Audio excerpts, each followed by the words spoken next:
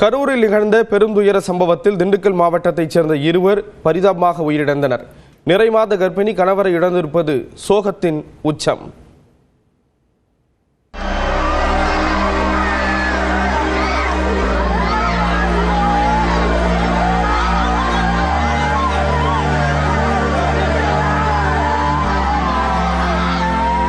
கரூரில் கூட்ட நெரிசலில் சிக்கி உயிரிழந்த கணவரின் உடலை கண்டு நிறைமாத கர்ப்பிணி கதறி எழுத சோக காட்சிகள் தான் இது.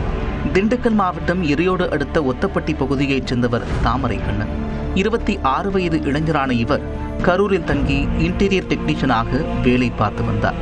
தாமரை கண்ணனின் மனைவி தீபா 9 மாத கர்ப்பிணியாக இருந்த நிலையில் கடந்த மாதம் வளைகாப்பு நடந்துள்ளது. இதனையடுத்து வேலைக்காரன் பட்டியில் உள்ள தனது தாய் வீட்டிற்கு தீபா சென்று விட்டார். இந்நிலையில் கரூரில் பணியாற்றி வரும் தாமரை கண்ணன் விஜயை பார்ப்பதற்காக தாவேக பிரச்சார கூட்டத்திற்கு சென்றுள்ளார்.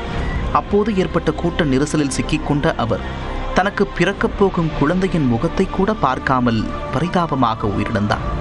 அவரின் உடலுக்கு உறவினர்களும் ஊர் மக்களும் கதறி எழுதபடி அஞ்சலி செலுத்தினர்.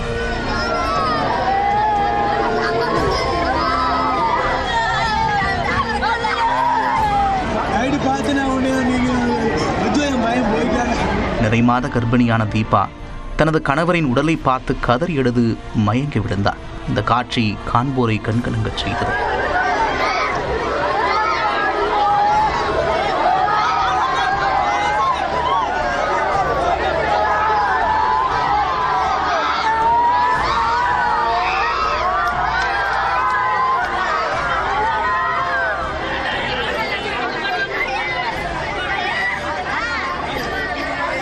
அதேபோல திண்டுக்கல் மாவட்டம் குஜிலியம்பாறை அருகே வடக்கு தளிப்பட்டியைச் சேர்ந்தவர் சங்கர் கணேஷ்.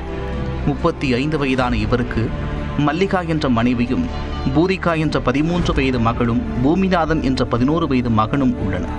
கரூரில் உள்ள தனியார் பின்னலாடை நிறுவனத்தில் டெய்லராக பணியாற்றி வந்த சங்கர் கணேஷ் தினமும் வீட்டிலிருந்து பேருந்து மூலம் வேலைக்கு சென்று வந்தார்.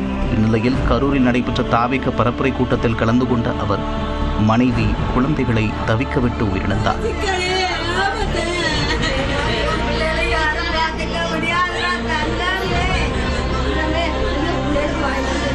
வேலைக்கு கிளம்புறேனார். விஜய் மாநாடுப்பா, நான் வேலைக்கு போயிட்டு மாநாட்டுக்கு போயிட்டு தான் வருவேன்னு சொல்லிட்டு எனக்கு சொல்லிட்டு வேலைக்கு போகிறேன்ட்டு மாநாட்டுக்கு போனார் சாமி. 5 மணி வரைக்கும் வீடியோ கால் பண்ணி பேசினார். 5 மணிக்கு மேலேருந்து போனே வரல சாமி.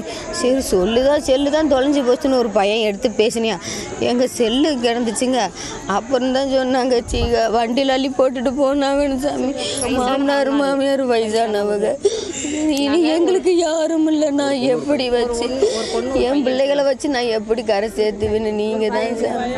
வேலைக்கு சென்ற தொழிலாளி வீட்டிற்கு சடலமாக வந்த துயர சம்பவம் அந்த கிராமத்தையே சோகத்தில் ஆழ்த்தியுள்ளது.